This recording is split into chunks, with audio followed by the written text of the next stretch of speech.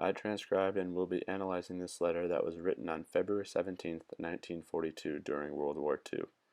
The recipient of this letter was Evelyn and the author is unknown, but I believe the soldier's name is Clarence Clark. Evelyn was born in Iowa on July 31st, 1919. Her full name is Evelyn Corey Berkeley, but was known as Evelyn Corey when this letter was written during the war. She was a newspaper columnist, teacher, journalist, author, and radio personality throughout her life.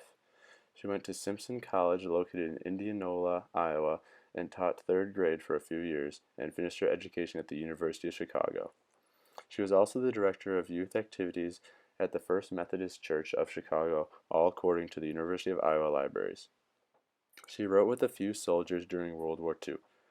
She made a scrapbook of all the soldiers she knew in the war and documented their stories. Some of these letters were with Clarence Clark. Clarence and Dick were the two main soldiers she wrote with during the war, or at least were the two soldiers with the most information. I found that this letter was written on the same date as a letter to Evelyn from Clarence.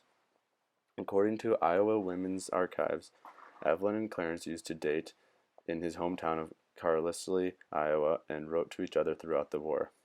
Clarence was a student of Evelyn's when they were younger. They also met in Chicago and Iowa when he returned from war to catch up.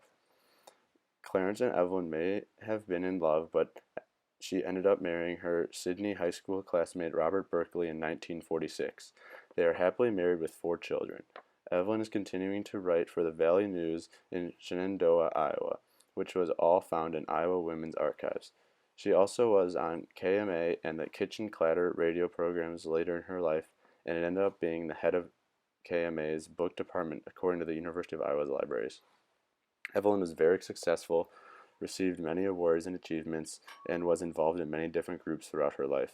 Clarence Clark is definitely the soldier and author of this letter. According to the Red Bull in World War II, 34th Infantry Division Resources 1941 to 1945, he was in the Iowa unit known as the Red Bull Division. The Red Bull Division traveled to Fort Dix in January 1942 to prepare for the war overseas.